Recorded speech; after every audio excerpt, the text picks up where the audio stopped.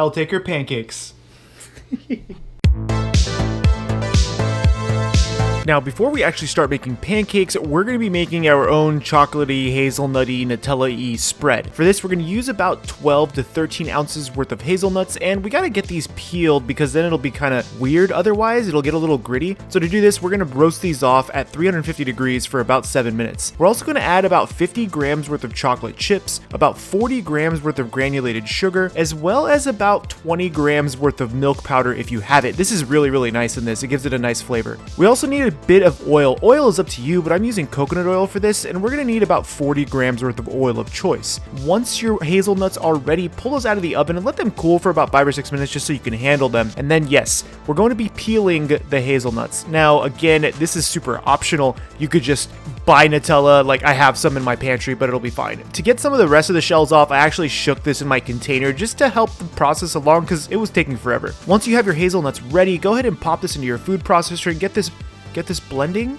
Maybe is this not work? Oh, we forgot to plug it in. Yeah, pro move there, bro. Once you get your food processor plugged in, go ahead and start this up and get it completely blended. Now, unfortunately, my food processor doesn't work that well for grinding nuts into butter, but we're gonna roll with it. Once you have all of your hazelnuts somewhat ground up after about 4 minutes, add in your milk powder, your oil, and your sugar. We're also gonna hit this with just a dash of vanilla just to give it that umami-ish flavor. Now go ahead and start blending this until you see it start to turn into butter. This is going to take about 7 to 10 minutes. Once it starts turning into butter, we're gonna hit this with 3 large tablespoons worth of cocoa powder, and then I went ahead and added in another 1/4 cup worth of oil. This was because it wasn't really coming together that well, and I wanted to loosen it up. I also hit it with 3 tablespoons worth of powdered sugar to increase the sweetness, and finally we're going to be using Chef Mike to melt down our chocolate chips to get this into our Nutella-y spread. Go ahead and make sure you do scrape down the sides just a little bit, and go ahead and continue to mix this for an additional 2 minutes or so. You can see it's kind of loose just because of the blender that I'm using, but once we cool it down, this is going to be totally fine.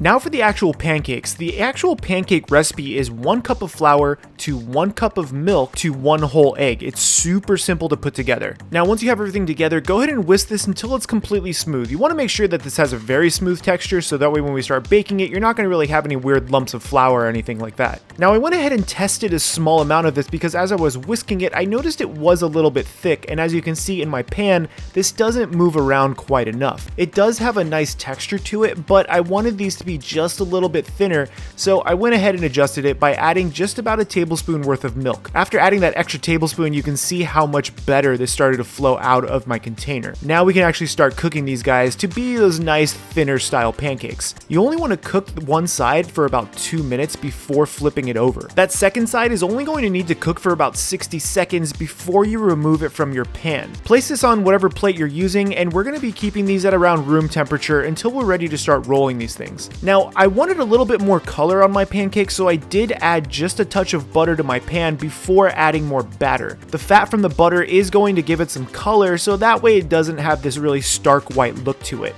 After those 2 minutes of one side, give it a nice flip, nailed it, and go ahead and cook that for 60 seconds as well. You can see there is a little bit of color on this now, which is kind of what I was looking for. Not a bunch of it, but just a little bit. Repeat the process until you're done making all of your pancakes. This makes about 6 nice sized pancakes, and we're ready to roll.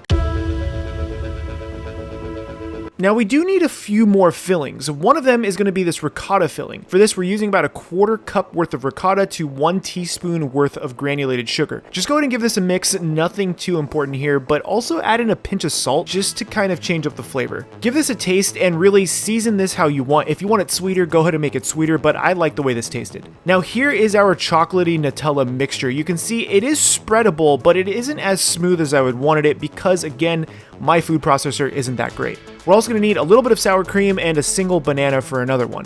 Just go ahead and trim up your banana, nothing too crazy here. You just want to make sure that the slices are going to be thin enough to actually fit inside of your pancake. If it's too thick, you're going to have a hard time rolling it, and you really do want to have these nicer layers of banana. So I sliced mine pretty thin. So now that we have most of our mise en place ready, we're going to go ahead and start assembling our pancakes. We're going to start off with just the chocolate pancake. You want to make sure that you don't put in too much, otherwise it will start coming out of the sides.